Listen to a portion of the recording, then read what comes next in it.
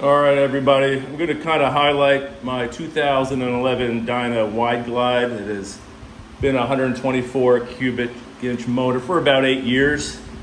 Maybe have 9,000, 10,000 miles. I don't ride it a lot. I have a lot of touring bikes, and this one gets, weekly short rides.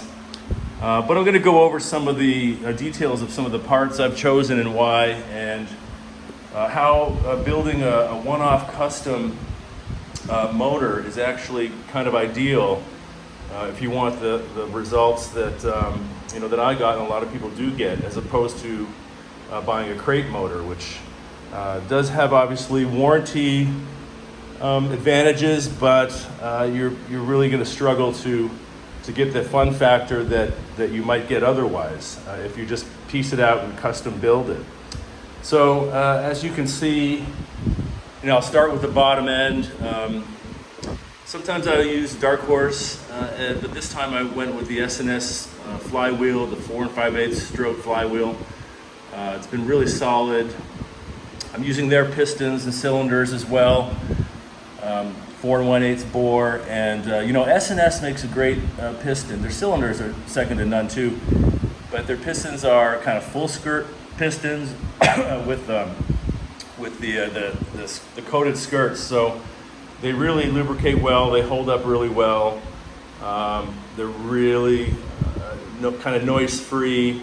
I've had no issues with them. And then the head work, as you can see, I got a set of CVO 110 heads, which are kind of known for horsepower if you have them worked over by a reputable shop. And I did that. I oversized the valves and matched the intake runners of the HPI throttle body with the ports on the heads, and you have to build a bike with that kind of stuff in mind. All the parts have to match as far as what the flow is intended to be on each component. It has to kind of work together, and if you do that and set the compression right, which with the camshaft you choose, then and have a great tuner, obviously, the things are going to go really well.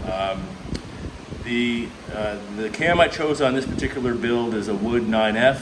It's very well known to produce number in these builds, and it kind of squares the power of the motor, which is what I like. It never quits on the top end, but it's got a real huge mid-range torque aspect.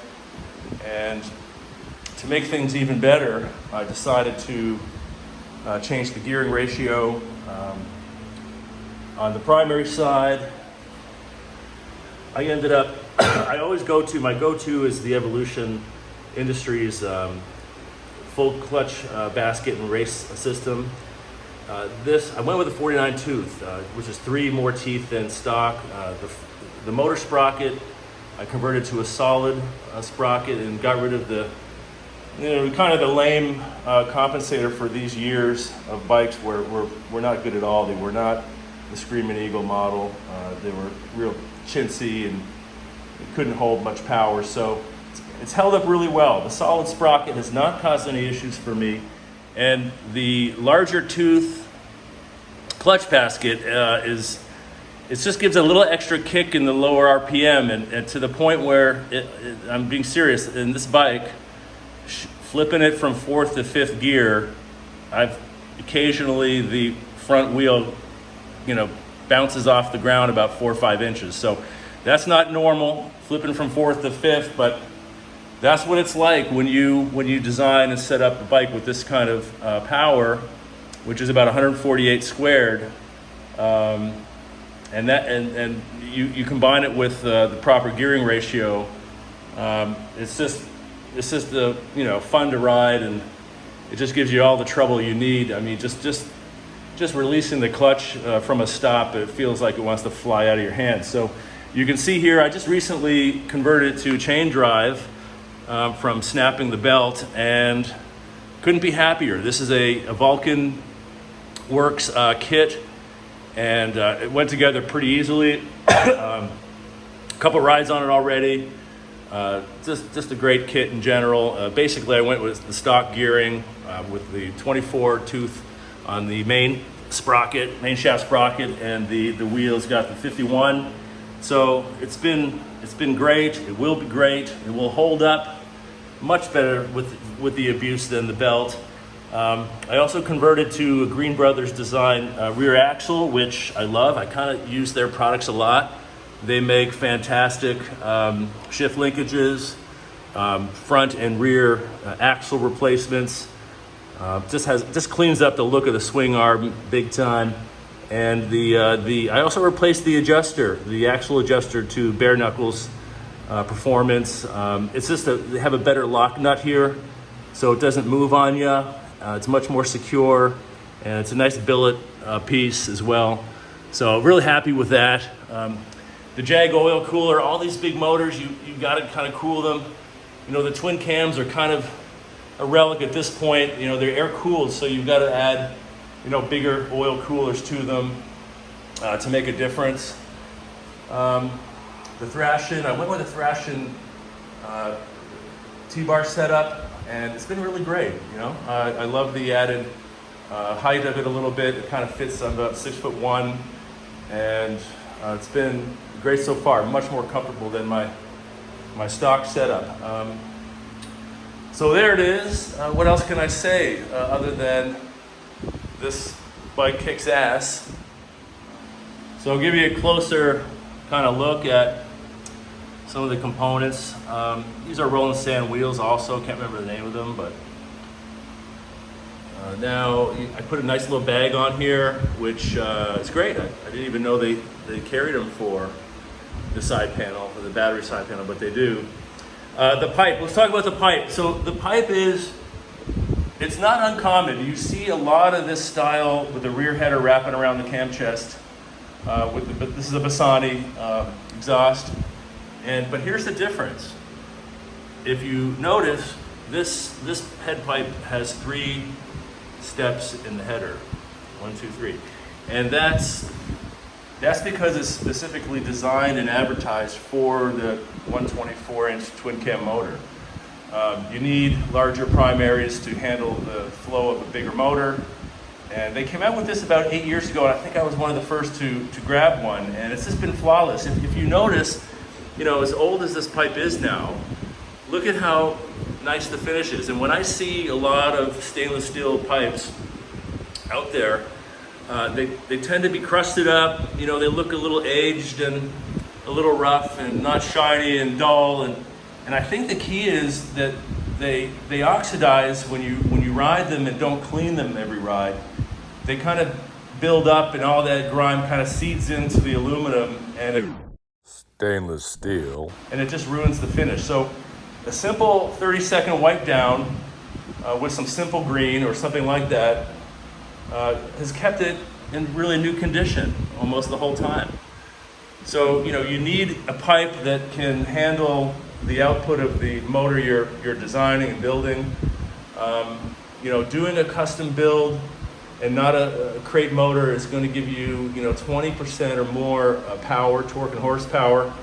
And if you calculate, you know, all the variables right, especially for the compression, for the actual compression, the static and the corrected compression, then you're just going to have a real great bike all around. This one's running about 202 psi cold cranking compression pressure, and it's what I intended it to do. All the bikes I've built end up being within 3 or 4 or dead nuts on the compression, the corrected compression that I intended it to be. So that's just a matter of being meticulous with how you use the compression calculators, the people who machine your parts, getting it right, measuring, double checking to make sure the heads have the right combustion chamber size that you want, checking deck height of the cylinders. You know, all those things are a factor when putting together an engine successfully if you want it to run with maximum performance. So that's the DYNA 124. It's loud, it's obnoxious, it's fast, it does everything you want it to do and more. And I recommend it, you know, if you're into that kind of power and riding. There's no reason why you shouldn't do it. The cost, I would say, it gets up there. I mean, when you start adding in all the ancillary components like the clutch system, which is now like nowadays like 1800. I mean, the chain conversion, the whole thing. The oil cooler, the pipes, the AC. I didn't mention it. HPI throttle body plus the V2 air cleaner with the external breathing. I always externally breathe my heads and even the crankcase through, for example, like either a fueling or an A1 cycles vent there.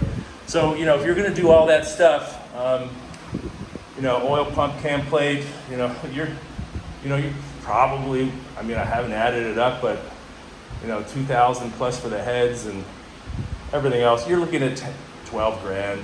12 grand, 10 at least, if you're including the pipe and all the ancillary parts like the clutch. So it's not going to be. You can buy a crate motor for 8,000 or 9,000, but you're not done there. They don't come with the intake, the manifold and throttle body, all the intake stuff. You can't use, low flow air cleaners when you're doing a big build.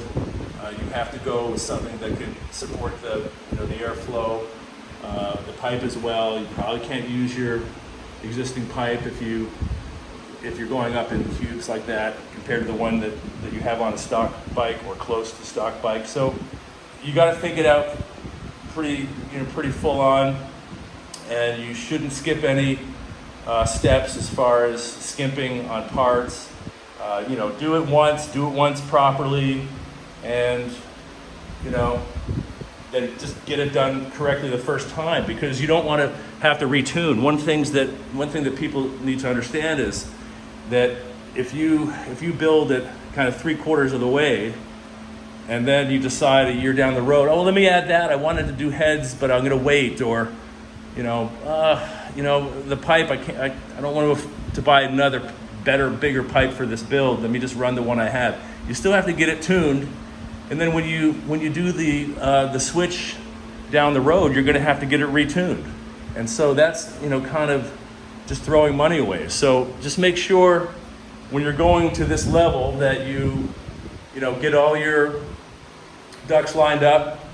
You get your parts collected. You use reputable shops to do the case boring, to do things like the Timken bearing conversion, which I did on the left side case. I had that done.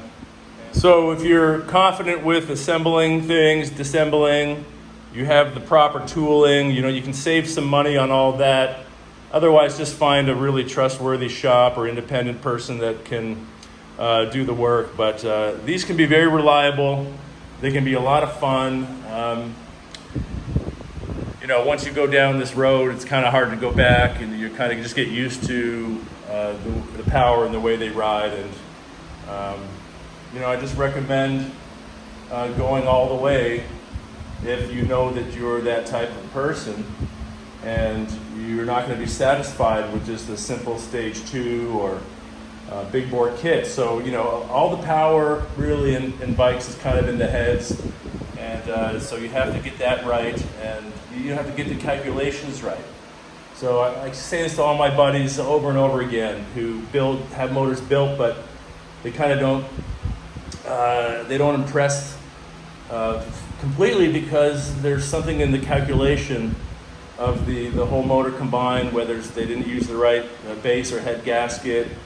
They didn't consider the camshaft timing in the build as much as they should have, or the flow components don't match somewhere along the line. A lot of times bad pipes kind of ruin everything. But anyway, that's really what you should make sure you consider when you're going full on, the full Monty kind of build. And if you do it right, you won't regret it. So I appreciate you guys watching, and good luck with everything you do. All right, let's not mess around. Let's get a cold start in.